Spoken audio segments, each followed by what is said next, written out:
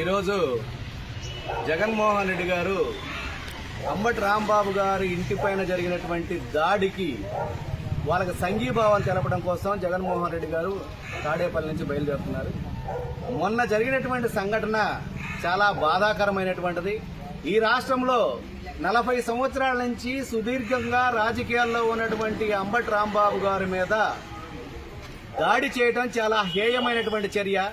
వాళ్లే కవ్వించి ఫ్లెక్సీలు కట్టి కర్రలు తీసుకొని నిలబడి కవ్వించి వాళ్ళు అనరాని మాటలు అని ఆ క్రమంలో ఆయన కొంచెం స్లిప్ అయినటువంటి అయినా కూడా మళ్ళీ ఆ మాట అని ఉండకూడదు అని ప్రెస్ మీట్ పెట్టి చెప్పినా కూడా వాళ్ళ ఇంటి మీద దాదాపు 4,000 మంది నుంచి 5,000 మంది ఇంటి మీద పడి దాడి చేయడం అనేటువంటిది చాలా హేయమైనటువంటి చర్య.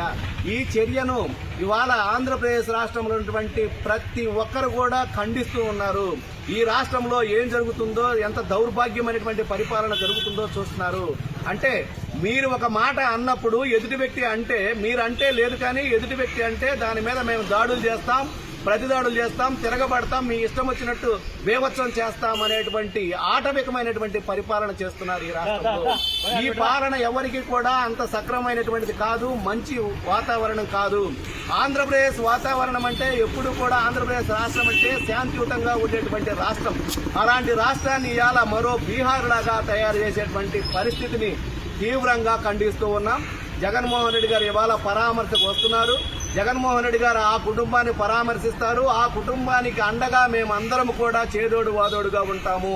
కానీ ఇది మంచి చర్య కాదు, ఎవరు కూడా చేయటం కూడా మంచిది కాదు. భవిష్యత్తులో ఇలాంటి దాడులు చేస్తే మంచిది కాదు, ఈ వాతావరణం మంచిది కాదు. ఇకనైనా మీరు కూటమి నాయకులు అందరూ కూడా మేల్కొని ఇలాంటి దురాఘాతాలు, అన్యాయాలు, అక్రమాలు చేయటం మానుకుంటే మీకు కూడా ప్రజలు మ్యాండేటరీ ఇచ్చారు. ఆ మ్యాండేటరీ 10 మందికి మంచి చేయండి, ప్రజలకు ఉపయోగపడే పనులు చేయండి తప్ప ప్రజల్ని భయభ్రాంతులు చేసి ఇక్కడ ఉన్నటువంటి రాష్ట్ర ప్రజలను బీతావహిల్లి భయభ్రాంతులతో చేసేటువంటి విధానాలు సరి అయిన కాదు. సరి అయినటువంటి పరిపాలన కొనసాగించండి తప్ప మీకు ఇచ్చింది ప్రజలు దౌర్జన్యాలు చేయమని, దాడులు చేయమని కాదు.